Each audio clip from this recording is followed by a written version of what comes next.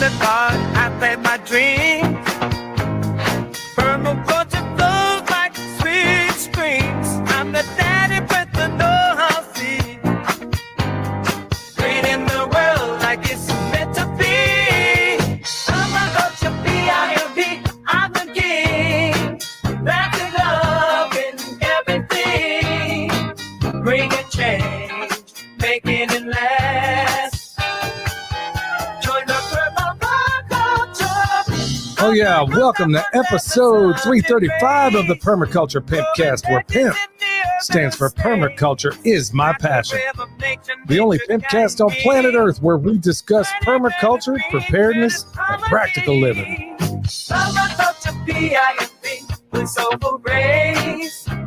Oh yeah, good to be here with y'all today. If you would, as you're coming in, hit that thumbs up, tell everybody we're live.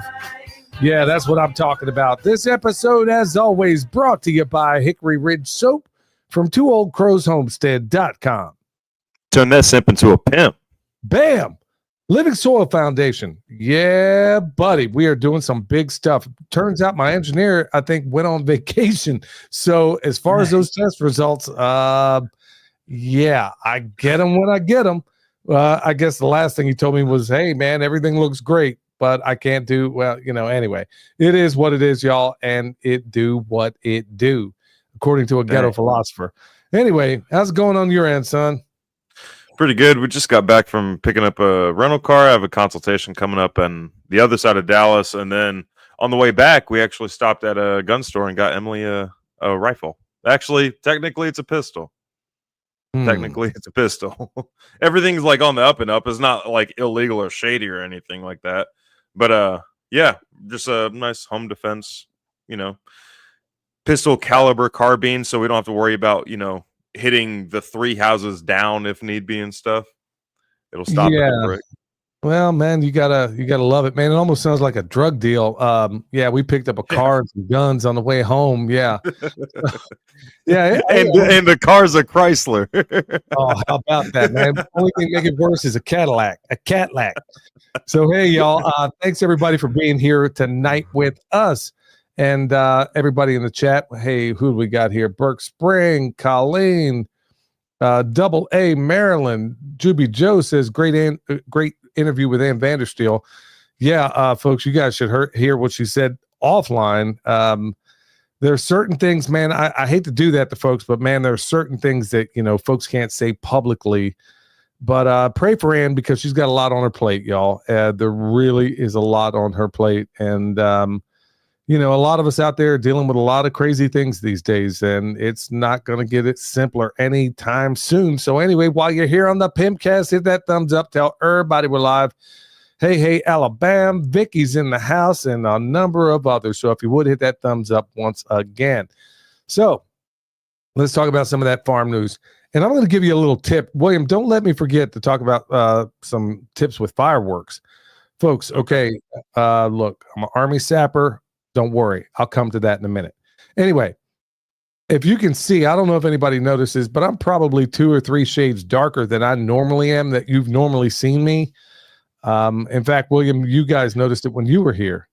Yeah, but you can't tell it on the webcam. You can totally tell it in person. This is probably the darkest I've ever seen Dad, like, past the shirt, tan and stuff like that. But yeah, you guys can't tell on camera. He didn't look any different. Yeah, well, I am a couple of shades darker, and I'm getting that vitamin D while I can because despite the fact, like Ann was talking about, they're being sprayed into oblivion down there. In fact, she sent me a video this morning. She was coming out of a class or a Pilates class or whatever it was she was doing, points the camera at the sky, said, yeah, this is exactly what we're dealing with right here in Florida, and apparently it's all over Florida. But strangely enough, right here in Western North Carolina, let me back up a little bit. I talked to Ariana Masters earlier today. I had to get some information from her because she has access to information I don't have. Anyway, I was asking Ariana about a certain place somebody wanted to know about. And, as I was talking to her, she's saying, well, hey, how are the chemtrails in Western North Carolina? I'm like, well, they're sneaky about it. I mean, it's not overt. Now, I have seen a few overt chemtrails, but they're doing this thing at night because you wake up and there's this haze that's persistent. It stays all day long. Everybody thinks they're looking at a blue sky, but they're not. And it's that constant haze. And they got everybody fooled into thinking, oh, I got blue skies. No, you don't, folks. I took pictures of what a blue sky should look like for the 30 days after that engineered hurricane that happened in Western North Carolina. So yeah, they're just being more slick about it. They're doing it at night. They're using a different formula, and they're still. And when you see those ripples in the clouds, folks, those aren't natural. They're using that. Those are radar. You're being cooked by radar all the way around. Anyway, I'm not. Yesterday we had like a checkerboard cloud pattern. Yeah. Weird. Yeah, see, they're doing a lot of the overt stuff here and there, but her radar data is showing she may be getting spoofed at this point because they know what she's doing. So anyway, folks, man, you got to stay alert, stay alive. So back to the sun and why I'm darker, folks. I am practicing what I preach. Every farmer I know and everybody in construction, we've been doing everything backwards forever and a day. They tell you stay out of the sun, don't do this, folks. I'm doing the very opposite. I do whatever clerical things I need to do early on, and then I spend literally out there cooking in the sun. Look, I know where the electrolytes are. I know where the salt is. I'll just use more of it as I'm getting more of this sun. So I'm going to encourage everybody as much as you can. I know what your dermatologists are saying. I know what these other people are saying. Look, they're all from a centralized system, and I am decentralized, okay? That's why I don't listen to centralized MDs. I mean, these people are nothing more than pill pushers in my view. So I'm going to go to decentralized people like Jack Cruz and Dr. Henry Ely, a number of others out there that are giving you the polar opposite advice, and some persistent things that were going on with me have all but disappeared. I mean, I'm sure there's a couple of, things that still need some time, but I am seeing massive improvements. So folks, do the best you can, stay off these devices. If you got to be around them, get out as often as you can. I know some people just can't escape it, but do what you can. All right, some other things I'm doing here, folks. I'm trying to make as much compost as I possibly can. Part of it being, I haven't yet put out the video, son, but you'll find out, I guess, along with everybody else right now, is I did a video about a month ago where I bought some of that store-bought, this highly touted mushroom compost, no less, right? And it's basically wood chips. When we looked at it under the microscope, there was bacteria and nematodes. And you want to tell them why there's nematodes and bacteria in there? Well, bacteria, because you're going to find basically bacteria everywhere. Like, you're very rarely going to find a fully sterile, substance, especially when it's been on the ground. But nematode, because right before bagging or packaging or shipping or whatever, they apply a nematode extract, which is basically useless if there's no prey for the nematodes to eat. Only one group of nematodes eat bacteria, and those aren't even you really want the predator or the omnivorous nematodes, the ones that eat other nematodes. They eat anything that fits in their mouth.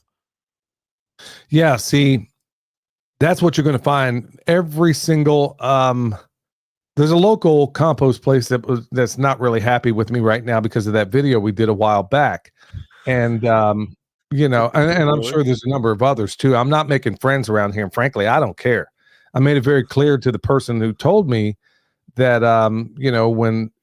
if I'm critical of what you're doing in terms of your compost making, and you're upset because I'm, quote, picking on small businesses. No, I wasn't picking on small businesses. I was picking on everybody who was selling this stuff. And we all gave it an honest shot, son. You were there. And so the point of it is, here's my rebuttal to that. Okay, I'm a journeyman electrician with nearly 30 years experience. Let's say I go out and wire a house. I tell the people, hey, I'm a journeyman electrician. I can do this. Or I go out here and I install a motor at a factory, or let's say it's a whatever the case, pick whatever application you want. Let's say the motor burns up. Let's say the house burns down. Well, and let's say it's because I wired something poorly or did it wrong. I think that speaks to my incompetence. Wouldn't you agree? Yeah, absolutely. Yeah, absolutely. Or I mean, an even more accurate comparison is that you go there and wire the house, but literally nothing works. Okay. Literally all of the claims you make, none of them even work within the house. That's the equivalent. Okay, so would it be any different for a person who goes out, creates a compost business, and you're selling compost? You put it in these bags, you put the fancy writing on there, and everybody thinks they're getting a quality product, spending premium dollar for it, and it's garbage. And you think I shouldn't say anything about it? Here's an idea: learn how to make it right. There's ways. We spent thousands and thousands and thousands of dollars learning how to do this for multiple people all over this planet, to be honest with you, and then came up with a system where we combine this, that, and this. So yeah, if you make garbage compost, and I'm looking at it under the microscope, first of all, son, what's the problem when you put compost in a bag and seal it up? What's the number one problem you're going to run into? Everything just suffocates. So you're going to run out of oxygen. Any place where your compost comes into contact with plastic is going to create like an anaerobic layer. Now, if there's no open end anywhere on the bag, then there's no respiration at all, and everything all the way down to the core of the compost bag is going to go anaerobic. But like, let's say you're putting it in a bucket temporarily, because I know where some people are thinking, like, if you can put it in a bucket temporarily, there's no issue with that. Like, I have some sitting in the bucket right now for tomorrow morning. But yeah, that's the issue with putting it in a bag, is that everywhere that it comes in contact is going to go anaerobic. And then if it's closed, it's eventually the whole thing is going to go anaerobic, which is like negative consequences on your garden. And everything's going to die in that bag. And then worse yet, if you really want to speed up that process, stick those bags out in the sun. That's why when you go to Lowe's or Home Depot and you buy that stuff off the shelf and they tell you it's compost, or I love that one, mushroom compost. Yeah, strangely enough, that mushroom compost didn't have a we couldn't find any mushroom in it. So anyway, here's the good news. I said all that to say that I took a little side path because honestly, I will be critical, and I expect people to be critical of me. If I'm telling you that I got a premium product here and it's supposed to do a certain thing, but it does not, should you be critical of me, small business or not? I don't care. I mean, if I'm sitting here selling some stuff that's garbage, I expect to be called out on it, especially if people spent good money to get what I have. So I fully expect the criticism coming back at me. And there are times where people reach out to me and say, hey, it doesn't happen that much anymore. I mean, there's a lot of people out there that are trying to get something for nothing. Believe me, folks, that happens more than you know. Well, I would say the biggest one, as far as you guys, the biggest one would be the comfrey. And the biggest failing point in the comfrey is that people either put the comfrey into like rich of soil, because comfrey really likes bad soil, or they left it out in a bag and didn't plant it or didn't refrigerate it or whatever. That's usually user error on that part. Yeah, 9 times out of 10, that's usually what happens there. And, if you're using bone sauce, clearly, if you got a next door neighbor feeding the deer, I'm not sure how well it's going to work. I mean, it has worked in some areas where that happens, but if your neighbor's feeding the deer, well, you can't complain when it's not working as effectively as you'd like. But the point of it being, I will continue to call out the people that sell junk. I can't stand as a consumer, and I guarantee there's a bunch in this audience right now listening live, and the ones who are listening later. Look, we all work hard for our money. Money is tighter than it's ever been. So if I spend money on a product and it doesn't do what it's supposed to, like I bought this tripod to film videos with, the leg broke off of it in the first day. Son, tell them about that pitchfork we bought from Tractor Supply. What we bought it the first day? It wasn't even a pitchfork. It was a potato fork. Like, it was supposed to be even sturdier, and it bent flipping compost. Like, it wasn't even like rock. We weren't doing anything we weren't supposed to do with it, and it bent flipping compost, a potato fork. Yeah, so it's that kind of stuff that goes on. Look, folks, we got to police ourselves. I mean, if I get something wrong, man, I'm going to try to do everything I can to make it right. But, when somebody's out here selling junk, I don't care who you are. If I know that it's junk and I can prove it and I got the goods, I'm going to call it out. I'm going to say, you know what? I'm not buying this. You can do what you want, but I'm not going to buy it. So anyway, I bought some of this highly touted mushroom compost. I think they wanted $75 for a cubic yard of this stuff. Did the video about a month ago. And I'm giving you guys like the sneak peek on what's probably, maybe I'll put this out on Sunday. I'm not sure. I'm sure nobody's going to be watching on the 4th of July. But anyway, I'll put it out on Sunday. not because I'm worried about, getting a bunch of views on it. It's because it's going to be helpful for a lot of folks out there, especially with some of the options that we have coming up as far as how to do this stuff yourself. Well, anyway, took this cubic yard. I took half of it, made a thermophilic compost pile out of it, took the other half, and all I did was just put compost extract on it. I also used, some of the other amendments that I typically use. And son, you're not going to believe the numbers, man. So the minimum standard for BioComplete compost, according to Dr. Elaine Ingham, is 135 micrograms per gram of bacteria and fungi. That's for, a 50-50 ratio. This stuff, after a month, both piles are over 300. Wow. That's within a month. And every other thing, and folks, I know it sounds like we're speaking Greek here, but there are minimum standards that you have to have. 135 micrograms per gram. And William, you were out there at a place where people were apparently struggling just to hit the basic numbers on this, huh? Oh yeah, it was one of the places that Dr. Elaine Ingham, it was one of the only places that she recommended getting compost from. And these people had never made what's called BioComplete compost. Now they were I would say they're making better compost than what anybody else is selling.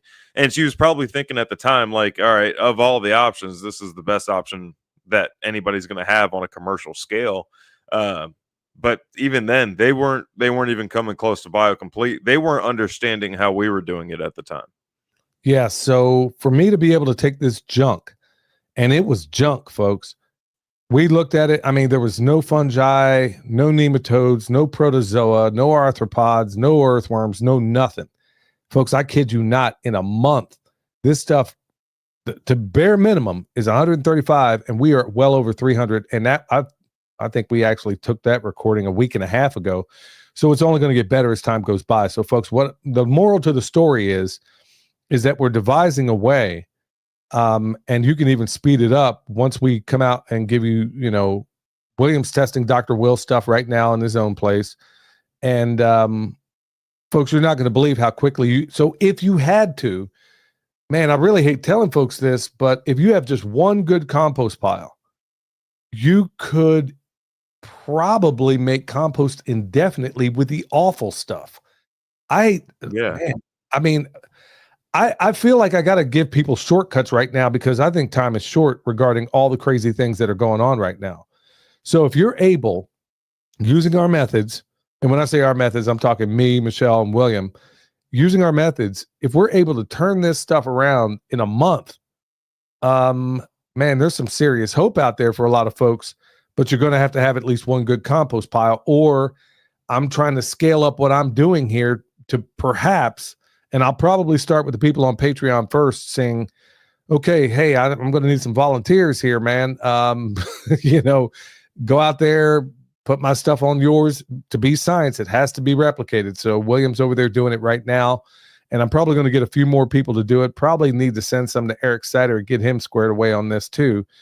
But once we have a method where people can transform lousy garbage into really, really garden gold, man, I can't even begin to tell you how excited I am about this, because this is big. This is a big deal, man. I mean, if you can go out there, I mean, honestly, son, how this stuff is so bad, they really ought to be giving it to me.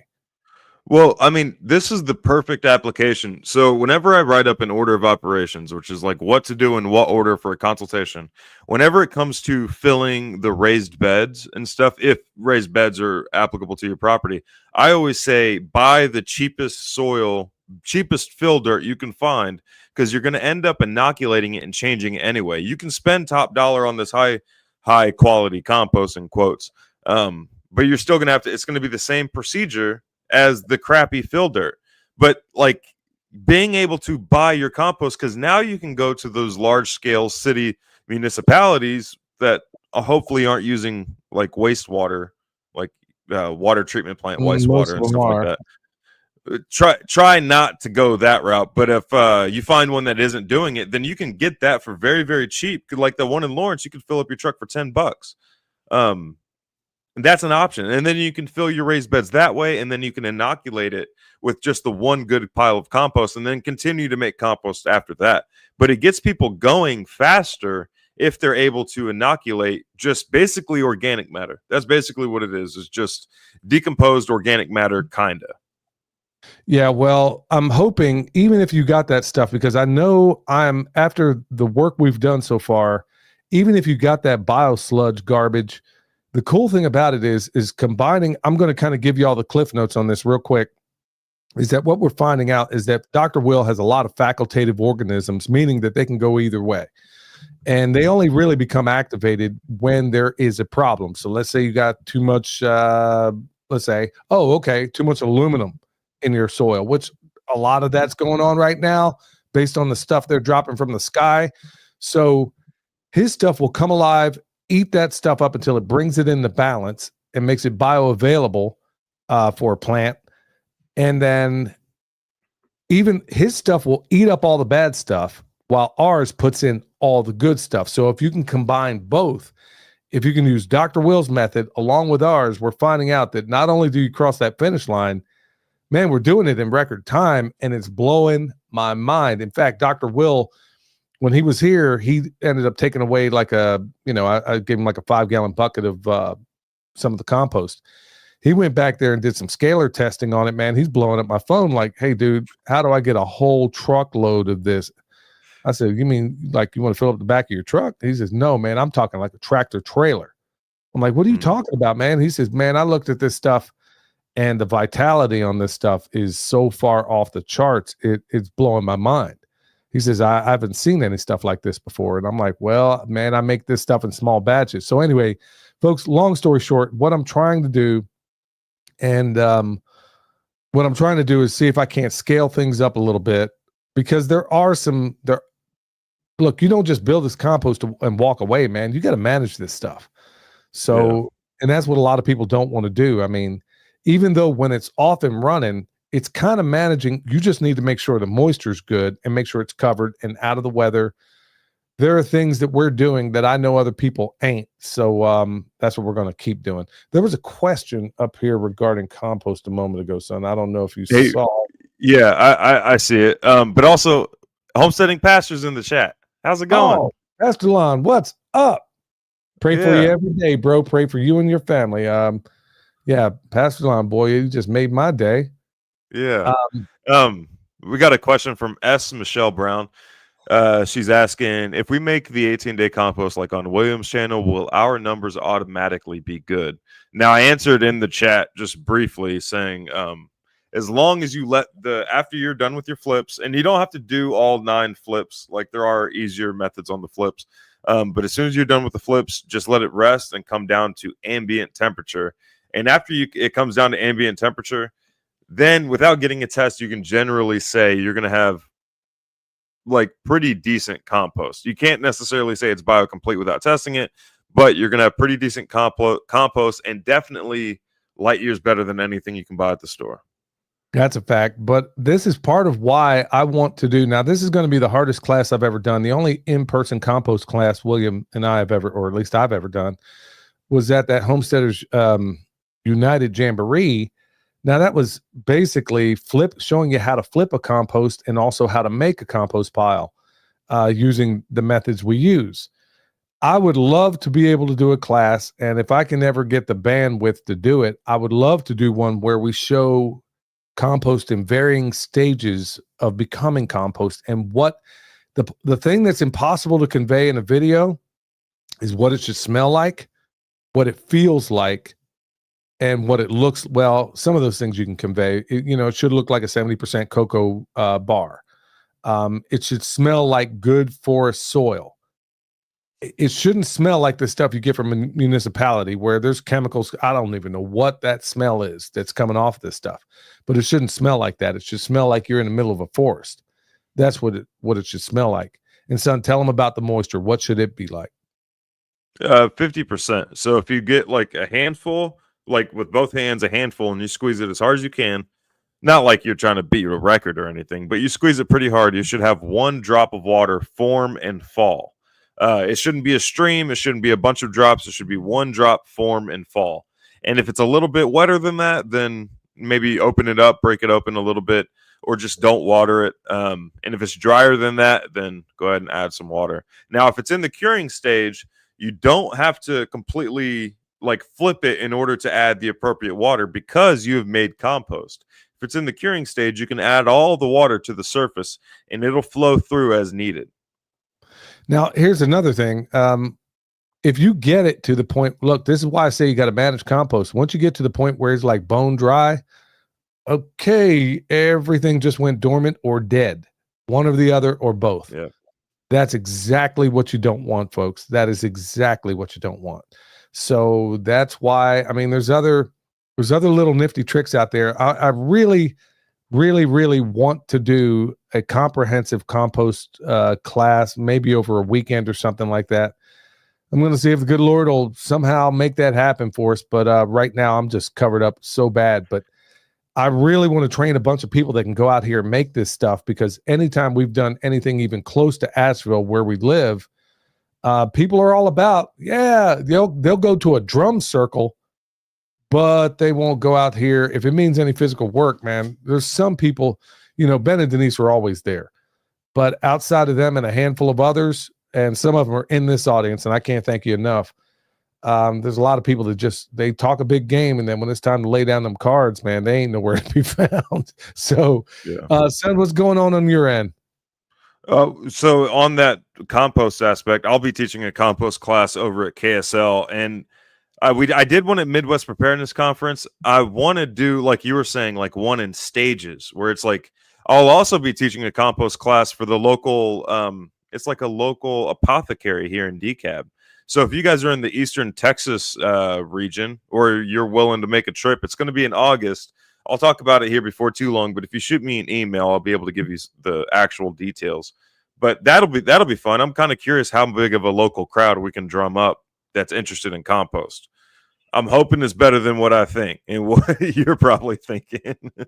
But as far as me, yeah, just picked up that car today, picked up that gun for my wife, and then tomorrow I'll actually be I'll be getting up bright and early, going over to a friend's house to show him how to clip chicken wings, because he got a whole bunch of chickens now, and they're all flying over the fence.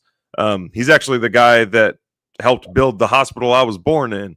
Did a consultation for him when he came out here, and then and then after that we're going to be applying soil extract at his house, and then tomorrow evening I'll be going to apply soil extract at another consultation's house over in Gladewater. But yeah, I don't really have anything planned for 4th of July. I don't know. It seems kind of, I've been kind of rethinking all of the national holidays and what we celebrate and like the outcome of what has happened. Like Thanksgiving, like every Thanksgiving, we're celebrating like a broken, what's it called? Like a broken agreement, broken promises.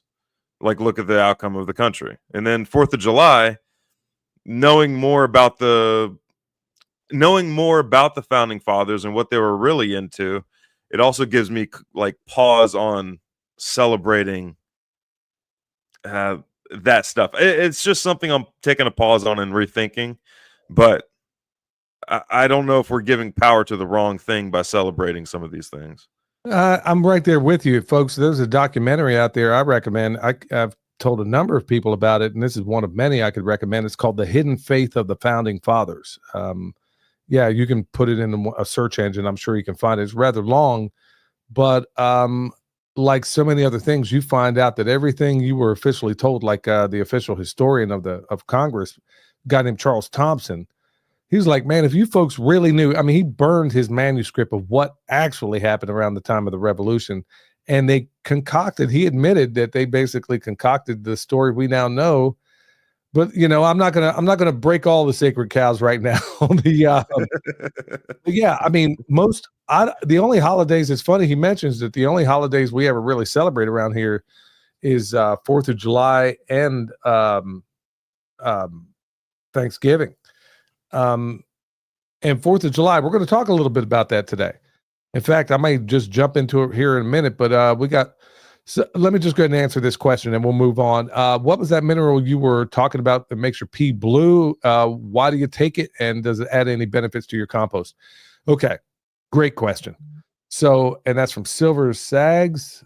Sage. Sage. Okay, Silver I'm sorry. Sage. I got these glasses on, so give me a break. So, anyway, it's called Methylene Blue. I don't recommend it necessarily. I know a lot of people are just saying, "Hey, take methylene, this and that." You know, I got mine from Dr. Will, and you know, I know that it's good stuff. I'm sure there's a lot of people out there selling bad stuff. So the idea is that it helps, especially in sunlight, in UV light. It helps your mitochondria really work overtime and do wonderful things. That's in a nutshell. I won't go into any more detail than that right now. But as far as putting urine in your compost pile, that is one of the best things you can do. And I talk about it a lot on Patreon. And I do it. In fact, I don't waste my urine around here. Not usually, believe me. If I pee anywhere around here, it's into it. I mean, I'm not trying to gross anybody out, but honestly, it's one of the most wasted materials you have out there. It is fantastic for heating up a compost pile. It's great because if you check out the work of Dr. Edward Group, Group, I went through his course on urotherapy or urine therapy, and that was one of the things that he had talked about in great detail. Now, from the vitalism, and Dr. Jack Cruz has even talked about this to a great deal, that after the Flexner report came out years ago, that all the things like the chiropractors, the MDs, the naturopaths, they were all on the equal playing field. When the Rockefellers funded the Flexner report, it was done to push everybody into allopathic medicine or MDs, you know, and a lot of these guys think that means medical deity. Anyway, the vitalism, even Jack Cruz, an MD, a neurosurgeon, has even talked about all of that stuff that these guys talked about. And that's why I've been going on. I mean, Jack Cruz, he may have a potty mouth, but man, his stuff definitely works. I mean, no two ways about that. And he gives you all the reasons why all of this vitalism, how urine was used for millennia, how it was used in things like composting, because the microbes in there will adapt. It's like some of the old timers would take seeds and put them under their tongue for a minute or two before they plant them, because now the seed is imprinted. This is going to sound like pseudoscience to a lot of people out there, but a lot of old timers know this, that if you can take that seed, stick it, put your DNA on it somehow or another, stick it into the ground, and seed is going to produce fruit, berries, you know, whatever the case may be, that is adapted to you. It's made for you. So what are you told to do when you get a jellyfish sting? Told to pee on it. Why? Because your body immediately makes the antidote as soon as you have an injury. Okay. So why aren't you told that with bee stings? Why aren't you told that with any other thing that happens? Only with jellyfish? I mean, really? Well, I got news for you. I've done it on stings and it works. So I knew Dr. Group was on to something. So it's the same exact process over and over again. If you can take your DNA somehow and put it into that pile. You know, in the Army, we had this old saying, what makes the green grass grow? And then the response was the red blood. Go to every battlefield out there. What do you see? Every place where blood was spilled, you're going to see very green grass. And you figure the Civil War went from 1861 to 1865, and look at that ground to this day. Gettysburg, Antietam, all these places. Yeah. I mean, nobody wants to, I mean, there was obvious, you know, unbelievable carnage in these places, but I think you get the point. Yeah. There's other routes.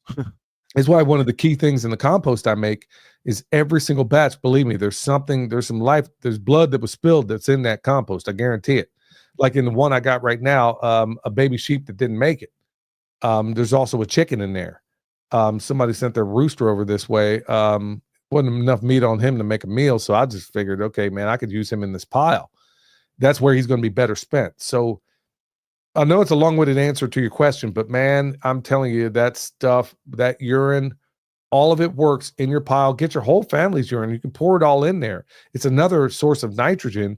And honestly, that compost, these things, we seem to think everything in a reductionistic world. And what I'm realizing is the more I get closer to how the good Lord put it into motion, the more I get steps back to me. So sorry for the long-winded answer there, but yeah. Hey, an important note, though, with the jellyfish stings and the bees stings and all that, it only works with your own urine. So, like, it ain't gonna work. You're just gonna have somebody else's pee on you and be in pain if somebody else pees on That you. would suck So- twice. Yeah. yeah. Yeah, so it works better if it's coming from you, but there are cases where other people have done it too, where it does work with other people, but your body, it works better with your own body, as he said. So Redemption Shield, 10% off with promo code PERMA. Remember, every single show, y'all, I'm G'd up from the feet up, and I mean grounded. My bare feet right now are on this Redemption Shield grounding mat. 10% off with promo code PERMA. Wave Watch. When I was out there getting my hair done today, I was getting a haircut. I don't get my hair done. I don't get my hair did. Get my hair did. Actually, this lady, I told her this is the first time in recent memory I got a haircut that I actually liked. I went in there, and typically when there's a lady over the age of, let's say, 60, and they cut my hair, man, I know I'm not really going to like it, because I tell them, look, I want it as bald as you can get it all the way on the sides, because that means I ain't got to come back for a while. I'll say as bald as you can get it from about an inch above my ear all the way down. I mean, bald. And anyway, she's in there. She kept looking at my wrist, and she breaks out this. I thought she was going to bust out a straight razor. I'm like, man, boy, I hit the jackpot on this lady. Man, look at that, man. My hair, the size of my head is as smooth as a prom queen's thighs. So I'm telling you what, man, it is. She absolutely like shaved this thing down, and I'm like, okay, cool. I can go maybe a month without getting a haircut now. But yeah, this is the first one. And anyway, I get up. She keeps looking at my wrist, and she says, "What on earth? Where'd you find a watch that big?" And I said, "This here's a Wave watch." And so we had a good conversation about it. I told her what it did for your mom concerning endometriosis, and she's like, "I might have to break down and get one of them." So anyway, Wave watch Billy 100 will get you $100 off of that. Coming up soon. William's going to be teaching there, and a lot of other cool people are going to be there. Kentucky Sustainable Living, that's going to be July 18th through the 20th. Then Homesteaders United Jamboree, that's going to be August 28th through the 30th. I will not be there, but they are going to have that thing just the same. So we're getting kind of long in the tooth, so I'm going to go ahead and skip over. I'm going to skip over the good news section and just tell you real quick. EMP Shield $50 off with promo code PERMA, because I don't want to mess around. I want to make sure I get into this, folks, because I put a lot of time into, a fair amount of time into trying to prep this show, and, William as well. Look, 4th of July, it's coming around. Before I get into that, folks, I can't even believe I almost forgot to tell you one of the big hacks that you ought to be doing for 4th of July. So given the world that we live in right now, everything's on a knife's edge. Let's be honest here. Things are crazy. Things are weird. So as a former U.S. Army sapper, there was a video William and I did a while ago, and I didn't go through as much detail as I would like to regarding what I know about this stuff of what you can do with fireworks. Let me just put it at this. Folks, if you ever wondered if you could have a low-tech intrusion detector, look, you can buy them right now. And that's exactly what I buy every 4th of July. Because keep in mind, things like gunpowder and stuff like that are what's called hygroscopic, meaning that it takes on atmospheric air if you don't keep it in the right conditions. So fireworks, given enough time, they do kind of go stale and they won't work. But all those things where you pull the string and then they got confetti coming out the end, do you think maybe in a certain circumstance, in a grid down scenario or whatever the case may be, that you might be able to use those if you had to go to sleep and you need to know if somebody's sneaking up on you? Could you put a tripwire onto that, a low-tech tripwire onto that, and have, something that would alert you if somebody was coming? I dare say you do, especially in the high avenues of approach. I did a video on that. There was other things we would do too. U.S. Army Sapper School, man, you learn all kinds of cool stuff, fish hooks at eye level, crazy, using rat traps. Boy, you want to mess somebody's day up bad, man, use some rat traps. But think about it. You can use a mouse or a rat trap to snap onto a chem light, and then it alerts the person. Think about it. If you're an intruder and you're sneaking by and you're trying to get to Billy's Jungle Palace of Love or whatever the case may be, and then all of a sudden you hear this smack of a rat trap because you tripped it, and all of a sudden you see that chem light, you know that your cover's blown. you're going to do one of two things. You're either going to retreat, which is 99.9% of the time of what you're going to do, because you're going to assume whether somebody's there or not, you're going to assume that somebody knows your presence is there. And you're going to expect to get lit up because guess what? This chem light just went off. Or if you have a poppet, one of those, I mean, those simple confetti poppets, I mean, they can't cost but a couple of bucks for a bag of them, I wouldn't imagine. You could use those. All you got to do, just use your imagination on this a little bit, folks. Use those as tripwires. I do it. It is a low-tech way. You can even use them at the entrance of your house. Because I got news for you. At night, even with night vision on, you can't see these things. They're so small, but once it makes a fair, if you're walking in the woods or you're walking up on somebody, it makes a loud enough pop to where anybody who sets it off is going to realize that their cover's blown. And they're so inexpensive, you can put them everywhere. So think about those things, y'all. Rat traps, inexpensive fireworks.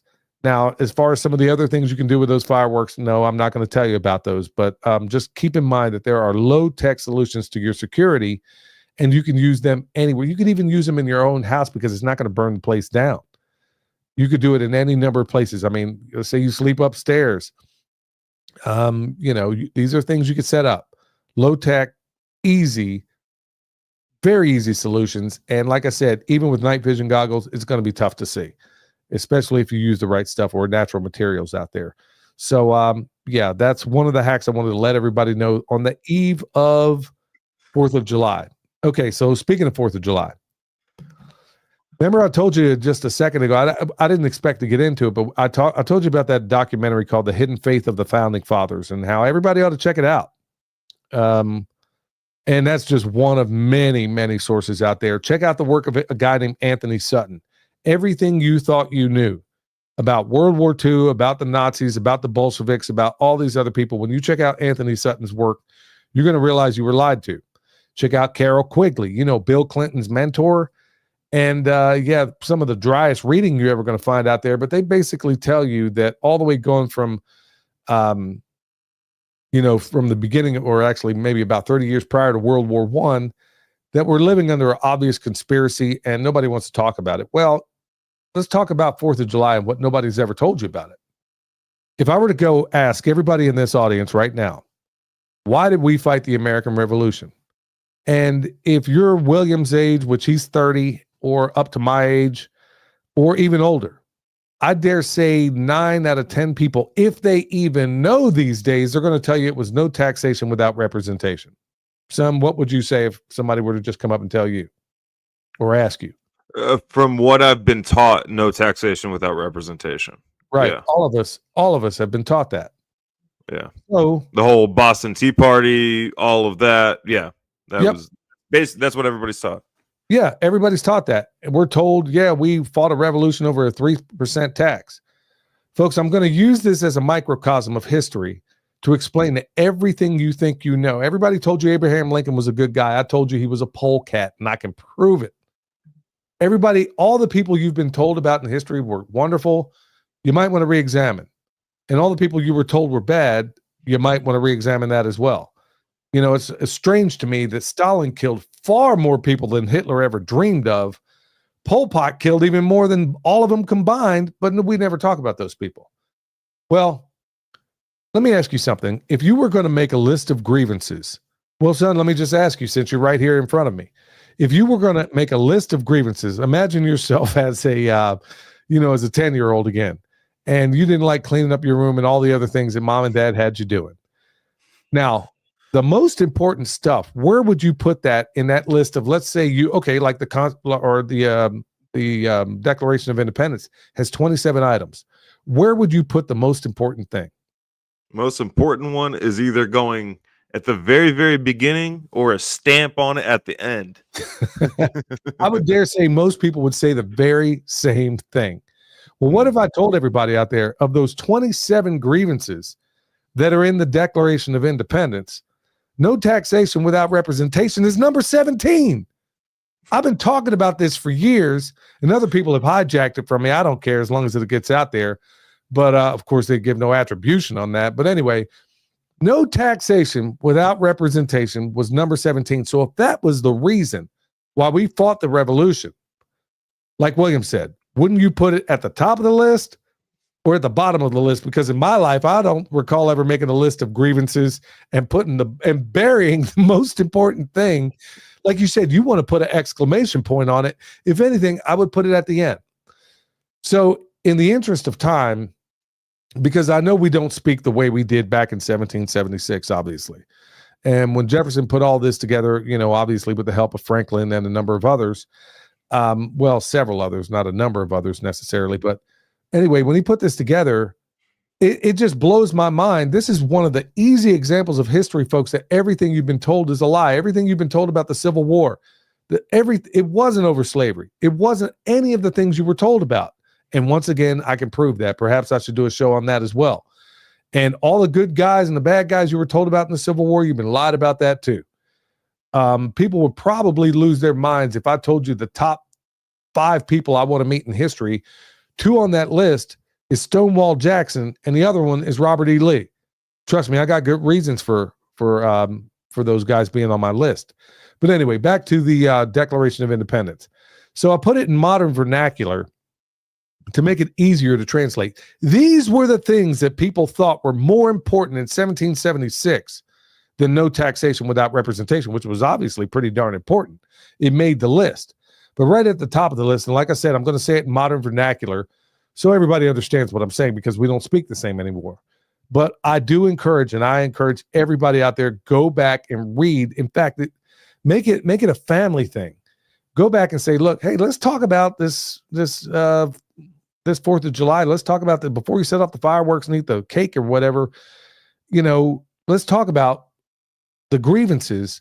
And is there any overlay of what's going on today? So I'll just kind of run through this a little bit. Number 1, this was number 1 on the list. Won't let us pass laws that we need for the good of the people. In other words, he's blocking. And when I say he, they're talking to a king. When I'm making references now, I'm not only talking to our president, but I'm talking about all the people in the corridors of power. Okay, won't let us pass laws that we need for the good of the people. Basically, he was blocking unnecessary legislation. Next one, he made us wait forever to approve basic laws, hoping that we'll give up. And in fact, I mean, you think about it, he was governing from all the way across the pond. So to make any decisions had to go all the way back there, and he would sit on them. In fact, if you read some of the Federalist Papers, you'll find out that this revolution could have easily gone on 30 years prior, because this didn't just happen overnight. They kept appealing and appealing and appealing to the king over and over and over and over again. And then finally, 3% of the population over here finally said, enough is enough. I am ready to spill blood over this. That's how bad it got. And many of them lost their fortunes. I mean, and that's another thing, people fail to, where Arlington Cemetery came from. Robert E. Lee was offered command of the Union forces. You never told about this in the history books. He was offered command of the Union forces, and he basically told it may have been Stanton, I can't remember, but he says, look across the Potomac. That's Arlington House over there. He lived at Arlington, okay? That was his home right across that Potomac. But you never told about that. He was offered full command, but you never told about that either. And then finally, the quartermaster in the Union, and I know I'm jumping all over here, but this is important. The quartermaster lost his son. I want to say it might have been at the Battle of Antietam. And he says, okay, well, when he was told, hey, we need a place to bury all these boys, guess where the first body was? Right outside the front porch of Arlington House, so Robert E. Lee could never live there again. Yeah, I told about that history. Anyway, number 3, won't let local governments make urgent decisions unless he approves, even when immediate action is needed. So he was micromanaging all these emergencies over here, and, like you had to go to the king. Even though, things were falling apart and he didn't care, he's like, hey, these are my holdings. And that's exactly what King George said. These are my holdings and I'm not going to lose any of it. Well, he lost all of it. Well, I'm not going to get into that history, but later on, he kind of got a lot of it back. But that's not until about the Civil War. Anyway, he made it impossible. This is number 4, made it impossible for colonial governments to work by constantly interfering and dissolving them. He was destroying local and self-government. Sound familiar? Sound like something that's going on right now? Sounds like everything legislated from the top? Or am I Yep. just imagining this? Number 5, after getting rid of local governments, he refused to let us elect new ones, leaving power vacuums essentially, and clearly a lot of chaos when things like that happen. Number 6, he blocked immigration and naturalization of foreigners, hurting our growth. So he was restricting population and the expansion that they needed at that time. Number 7, this is all before no taxation without representation, y'all. Number 7, he prevents us from expanding to new lands. There was a reason why he wanted to do that. So he was restricting the frontier growth that they wanted to do at that time. And obviously, you know, people were like, okay, man, we're getting a lot of people over here. We need farmland, and he's not letting us do it. Hey, Dad, real quick. On number 5, there's one thing that I wanted to point out when I was going over these earlier. The exact verbiage is he has dissolved representative houses repeatedly for opposing with manly firmness his invasions on the rights of the people. Like, there's something passive aggressive about that statement. Yeah. Where he's like, yeah, you're a big old man over there stopping us from governing ourselves. Yeah. So, I mean, that's exactly why, I'm going through and I put it in modern vernacular just for ease. So I wouldn't have to explain things along the way because some words are used that are going to be a little troublesome for a modern audience. Number 8, he made judges dependent on him alone. He controls their pay and jobs. Well, I think we see a lot of that going on as well. He created many new offices and sent swarms of officials to harass and tax us. Basically, this bureaucratic overload that we have right now, we just saw it in the Supreme Court ruling with Trump. All of these lesser judges are saying, no, we can't do that. Can't do that. So anyway, number 10, he kept his armies among us. And this is a big one. Kept his armies among us during peacetime without our consent. So he's got standing armies here without a cause, folks. I know we've lived by that all of our lives right now, but that was not a thing at the time. Okay. Even Eisenhower talked during his farewell address, in fact, about how we would beat our swords into plowshares when we had to create war. And we had it wasn't the Department of Defense, it was the War Department. So you knew exactly what it was for. Now we call it the Department of Defense when we know that that's not exactly at all what it is. So anyway, standing armies, and Thomas Jefferson and a number of other founding fathers wrote about this too. Standing armies was a very awful idea, and it still is. In fact, the founding fathers, boy, they saw definitely through the times we're living in right now. Anyway, number 11, he made the military superior to civilian authority. Well, I mean, he was undermining civilian control when you get down to brass tacks on this, folks. This is why the civilian leadership controls or is supposed to control the military. It's not the other way around, but that's not the way King George had it. Number 12, he let soldiers go unpunished for crimes they committed against the colonists. Even John Adams defended the guys who, I can't remember what the name of that incident was, where anyway, these soldiers would come over here, blast colonists and everything.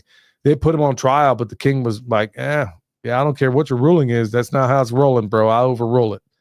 And so, so soldiers had immunity for committing some pretty heinous acts right here in the Americas. Number 13, and we're still not to the taxation without representation.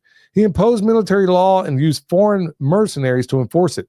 So, these were martial law tactics, obviously. He forced us to house and feed soldiers in our homes. Okay, this was the quartering of troops. Folks, if you go into the Constitution, or rather the Bill of Rights, what's number 3?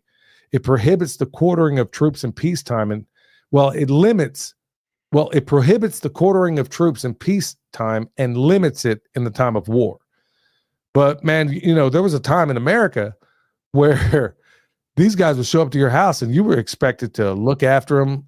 I mean, feed them, house them, a whole 9 yards. And, man, some of the stories that came out at that time were pretty unbelievable. But, yeah, let's see here. Number 15. He protected British troops by fake trials or no trials at all. I mean, there was no justice at all. This is one of the big things that they kept going on and on and on, setting petitions back and forth to England. And number 16, he cut off our trade with the rest of the world. So this was serious economic warfare. And this was one of the things This is why America became so great when they threw off the Brits. Is because now all of a sudden there was no taxes, there was no nothing, folks. It would blow your mind before 1913 just how free this country was, and it was losing it from the time of the Declaration of Independence, really all the way down. I mean, until this time, we are a shadow of what we once were.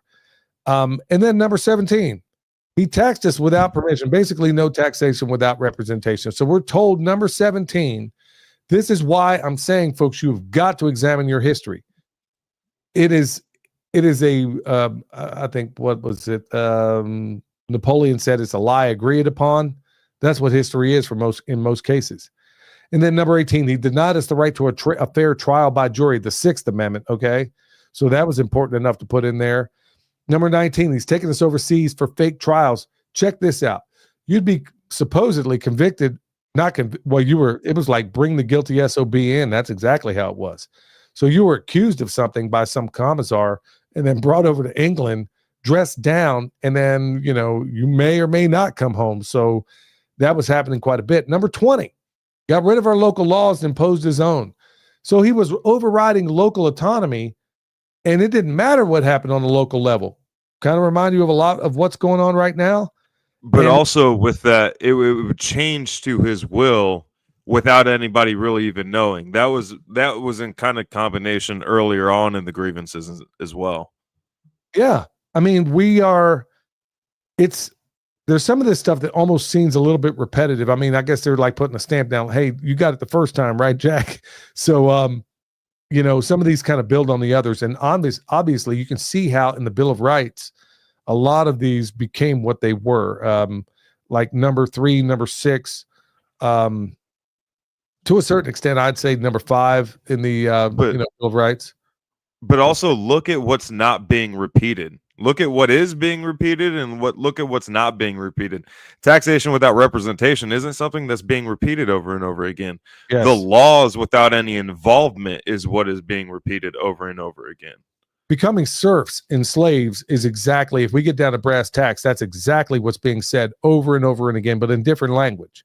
Number 21, canceled our charters, changed our government. This is to your point, and took away our rights. Erosion of any kind of legal protection.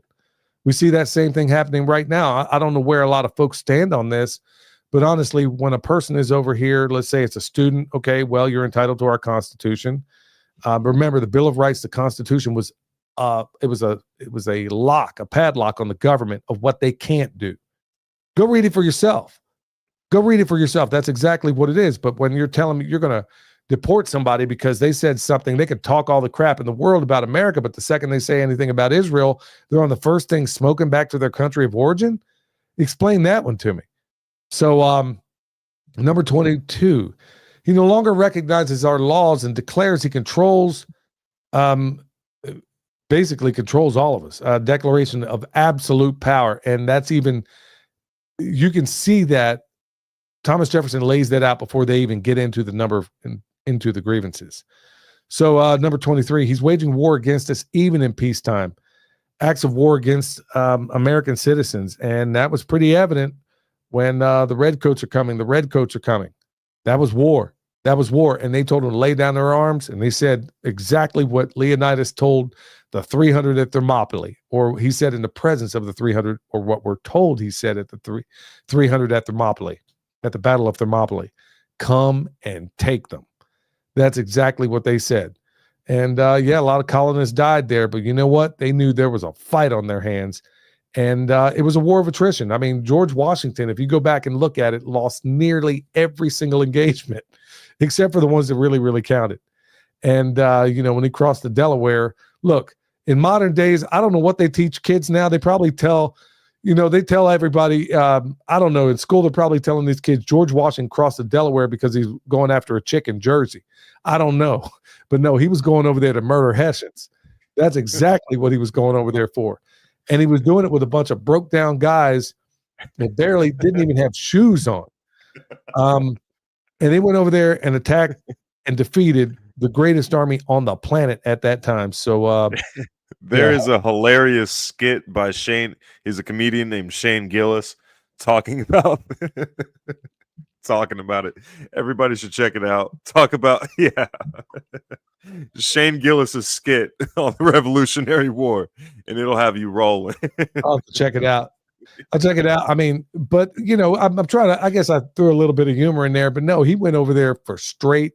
He liked the killing because it was so fulfilling, and he did it on the other end. And those Hessians, these guys were considered. I mean, these Hessian mercenaries, man. These guys were like the Delta Force of their time.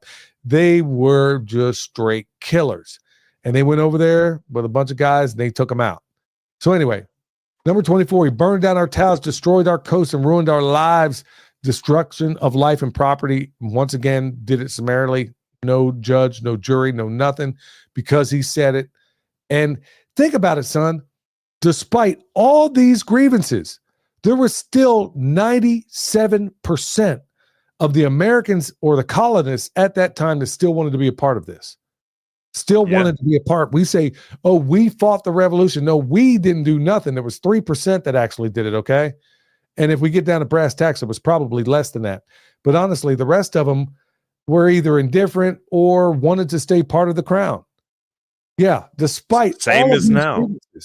Exactly as we have going on right now. So number 25, brought mercenaries to foreign.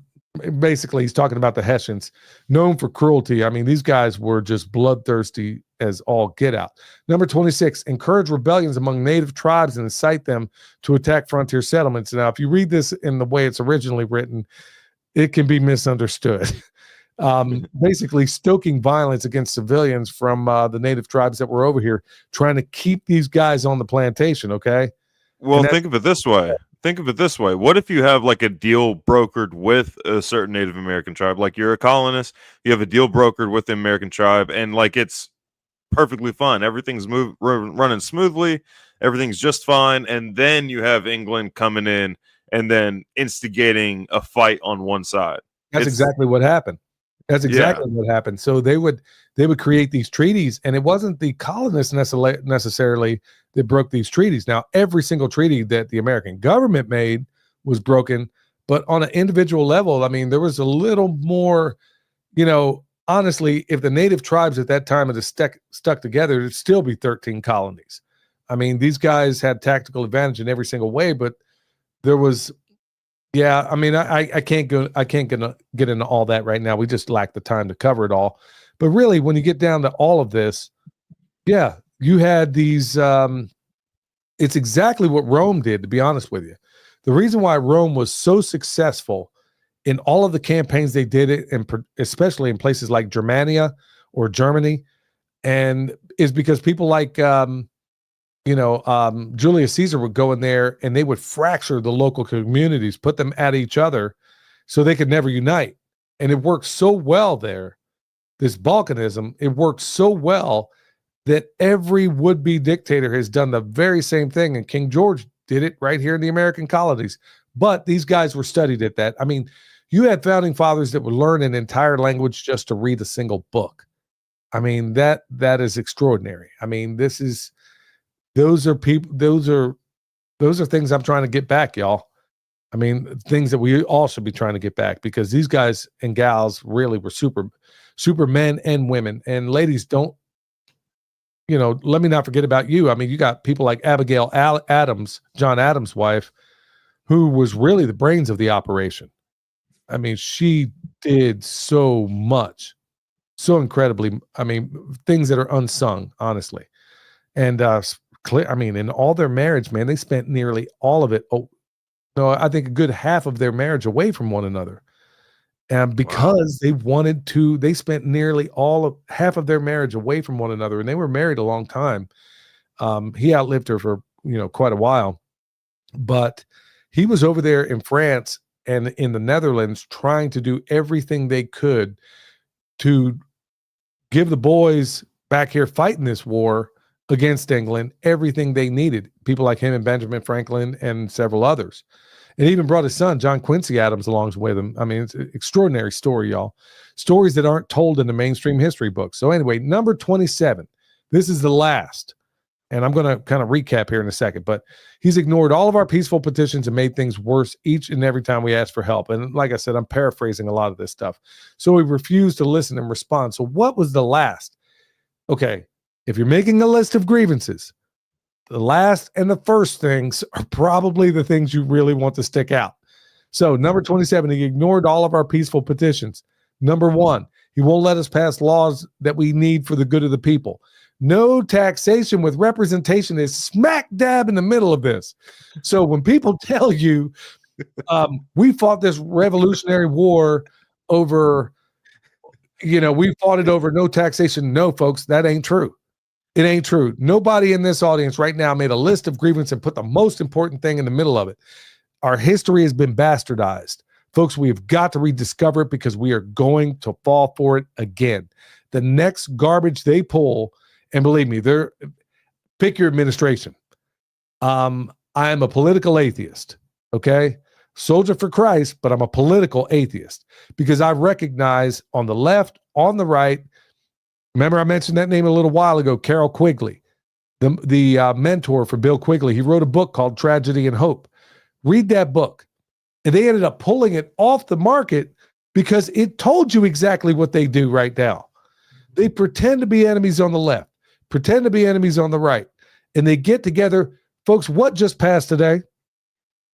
BBB, Build Back Better. Oh, I'm sorry. No, Big Beautiful Bill. Oh, you think that's an accident? Build Back Better was brought through by the Biden administration, and now the Big Beautiful Bill brought through by the Trump administration. The same people, if the same exact people that are supporting this bill, which, by the way, is an absolute monstrosity, folks, the grievances you saw against King George are dwarfed by what's in that legislation alone. And just one thing I'm just going to hit on right now, right off the bat, on the eve of our 4th of July.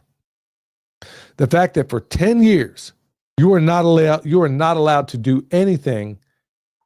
No state is allowed to do anything in opposition to anything that's enacted by these tech gurus.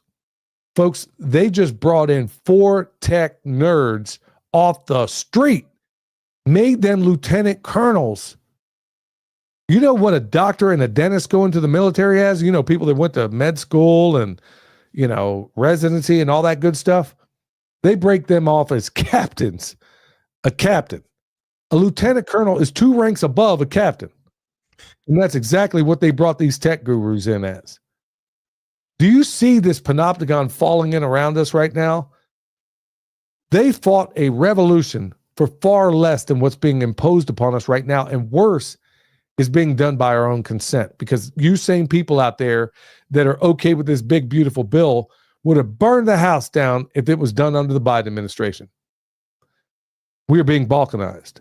The same exact thing that the methods that Julius Caesar used are the same methods being used on us right now, and nobody cares. Folks, get your house in order. Learn these things. Mm-hmm. Learn these things. Anything to add, son? So Laura Larson just commented something that I was actually thinking about. The BBB looks like 666, but also the numerology behind the B's is 2. B equals 2, B equals 2, B equals 2. Add them all up, you get 6. And then I was trying to count out the letters in Big Beautiful Bill. I wonder what it sounds like backwards too. But there's something that like raises the hair on the back of your neck whenever you hear both. It didn't. The first time it happened, honestly, was when you said both of them together, as if like they're. I don't know. It's just a gut feeling. It's just a gut feeling. But yeah, something's going on there. I don't know what it is necessarily, but they don't pick these names by accident. Everything that they're doing is intentional because they're not going to waste an opportunity to save themselves of what they view as the karmic guilt. So if they can get the karmic guilt off of their end, they're going to use any opportunity they can. And something as talked about and as big as this, make sure everybody has at least heard it and at least made awareness of it. Everybody's accepting of it. And now it's getting passed, and now you're a part of it. You've agreed to whatever is going to happen from this, and the karmic guilt isn't on their end anymore. It's all a bunch of crap, but this is what they believe. Yeah, they believe this because your silence is consent in their view. Your your silence is absolute consent in all this. So, and that's just one of the many. I mean, this porculus bill, every single thing we've been told regarding our history, folks, to just kind of come full circle with this. Everything you've been told about mainstream history, all of it is a lie. All the wonderful things you've been told about all these people through history, do the examination. Look, while other people are sitting there watching, I don't know, whatever they do on their phones these days. Look, that's not what I'm doing. What I do to relax, I read, I educate myself. I mean, this is what I do. I'm a scholar at heart. So, folks, it's all out there. It's all available. It's available to you. But hey, I encourage everybody out there to sit down with your families. Take what you've heard here today. Some of you may have already known it. It's not like this is the first time I've ever talked about it, but this is just one microcosm of many that I could provide regarding the history that you've been told. No, it was not taxation without representation. Nobody would ever bury the most important thing in the middle of a bill, but that's what you've been told. That's what I was told. That's what I was taught. And it's all a manufactured lie. Folks, they can't even get the Battle of the Ironclads in the Civil War right. They tell you it was the Monitor and the Merrimack. It wasn't. And they still teach that garbage in school. It was the Monitor and the Virginia. That's what it was. But you're still being told. I mean, I could just from the top of my head, I can't even tell you. I could probably make a 3-hour program going down list by list by list of all the lies you've been told in history, all that we've all been told. But folks, now it's becoming really, really consequential because here we are at the end of a fourth turning. I won't go through that again, but we are at the end of a fourth turning. All this conflagration, all these crazy things going on, earth changes, weird things happening. Remember, I told you it was 80 years from the revolution, roughly 80 years from the revolution to the Civil War. And then 80 years from the Civil War to World War II. It's 80 years from World War II to right now. That's just one pattern, just like King Solomon said, in Ecclesiastes. These things, these cycles happen over and over and over again. And the power elite know very well about them. And these same people are the same people that are lying to us about our history. Folks, do me a favor. Just take a little bit of time. Ask the people around you. Do that experiment I just asked you. Say, why did we fight that revolution? And they say, well, no taxation without representation, if they even know. And then tell them, well, why would you bury that in the middle of a document? Or if you're going to be out there grilling out burgers, doing, hanging out with family, doing what you do. Hey, y'all, let's sit around for a minute and let's just read through this thing. This is a holiday we're celebrating. Perhaps we should go ahead and read what's in this document because I dare say most people don't even know. And then ask ourselves, how many of these things is why I put it in modern vernacular so you could mentally in your head say, wow, we might be dealing with that today. But do it with your family, folks. This is where it starts. You have, during the revolution, you had the Black Robe Regiment. You had all these preachers out there. That's really the backbone behind the American Revolution that nobody ever talks about. Nobody ever talks about the Black Robe Regiment. All these preachers, because back then they all wore black, Boy, they'd been dying on days like this down in South Carolina. I mean, man. But anyway, these guys wore black.